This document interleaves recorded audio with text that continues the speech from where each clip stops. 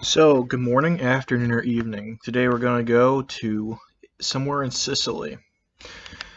This is an interesting little VML because it comes in two parts, which you usually see VML with one part, but I've seen stuff up to 4 different parts of VML. So, without further ado, Dear Ted and Nina, well, I'll have a year of foreign service on the 21st of the month. I will have not missed any of it. If they wanted to send me home now for any reason, I'd do anything possible to stay. Foreign service starts from the first day at sea. In addition, I will have put 19 months in service as of the 18th of the month. I hear a rumor to the effort that we'll get 3 months of leave, full pay, prior to discharge, when this thing is over. I have no idea how true it is, and haven't heard anything of the congressional bill or ruling by the War Department.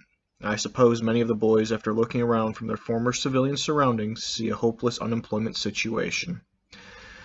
It'll turn them around and re-enlist when their time is finally up. Perhaps I'll be one of them.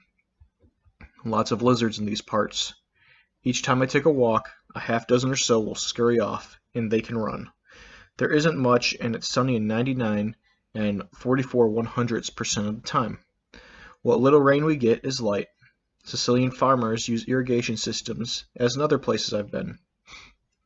Besides grapes, wine, and melons, there are plenty of figs and almonds. In some places there are lemons and orange trees. As a precaution against malaria, we have mosquito nettings over our cots. Each day at supper a man is issued an Albertine pill, which is yellow and smaller than aspirin, as an extra protection. Men who fail to take the pill and fall sick to malaria becomes sick not on the line of duty and aren't paid for the time spent in the hospital, which is a good way of getting them to take their pills. Sicilians call the American individual and the South American individual the Negro, as they roll the R's. The South African ones are small in build and stature, and I have yet to see any of the husky type, or the ones with the bigger lips. Their noses are normally shaped in every way. They lack the peculiar features of the American one. I'm set up in an abandoned Sicilian farmhouse and have been sleeping on the veranda until recently, when I took a small room to myself. We have a few chickens in the coop alongside this house, which the mess sergeant purchased from civilian sources. Each man contributes $1.50 a month, 5 cents a day, towards the purchase of fresh eggs, fruits, vegetables, and chickens to supplement our rations. Lately, a group of quartermasters has been issuing food like fresh meat, purchased locally out of Army funds. We dine at a table under the olive trees. For breakfast, about every 3 days, we have wheat cakes, which hit the spot, except that the syrup is nothing to brag about. But then, as the boys say, this is war. Female number 2, somewhere in Sicily. One thing I hope you do is visit the Isle of Capri, and largely to dispel the glamour in which surroundings the song which haunts me. It has a quite of infinity about it. After several weeks of finally received a supply of cigarettes, and I got several packs. They were charged as recently we've been getting them through the company mess. In the past couple of weeks I've been receiving cigarettes from the home in the flat 50s and have laid in a good supply. Up to then I've been down to my last pack of pipe tobacco. We still hear the Berlin propaganda broadcast in all of our all-wave radio. The Nazis certainly rate American intelligence pretty low, and the broadcasts provide our boys with plenty of belly laughs. Lately, weekly shipments of late magazines have been coming in through the Special Services branch of the Army. These are the June, July, and August issues of Life, Collier's, Newsweek, and Times. Miniature photostat overseas editions, which are the exact copies of the original size.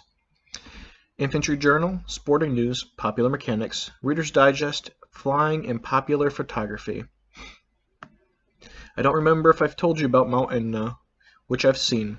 It is 10,750 feet in height, or thereabouts. It erupted in 1924, killing thousands of Sicilians. The ground is still pock-marked in many places where the intensity of the heat affected the earth. Clouds are nearly always around the peak, which becomes snow-covered in the winter. I also have visited Catalonia, a principal Sicilian city. Another 8mm Castile film I've ordered is Pearl Harbor Normanade, and at the end of this month I'm getting Yankee Invade Africa and Victory over Rommel and Roms. You are welcome to them, and my sister, whose address I've already written, will have the first named film about at the end of this month. Bye now. P.S. The toughest experience I've gone through so far is a sirocco, or however you spell it, in North Africa. This is a terrifically hot wind which stirs up echelons of dust and leaves you gasping. Imagine coming out of a hot tent and seeking relief and having dust and hot air blown in your face. When you're looking for relief, if it had not been for our British double roof tents, it would have been really uncomfortable. These have 6 inches of airspace between the ceiling and roof, especially designed for the desert. The U.S. Army has nothing like this. That evening we jumped into the trucks and drove madly to the Mediterranean for a high refreshing swim. The Egyptians call this thing a commune. So, as all things, I do a final commentary. Again, the views and opinions held by these service members are not views or opinions held by myself.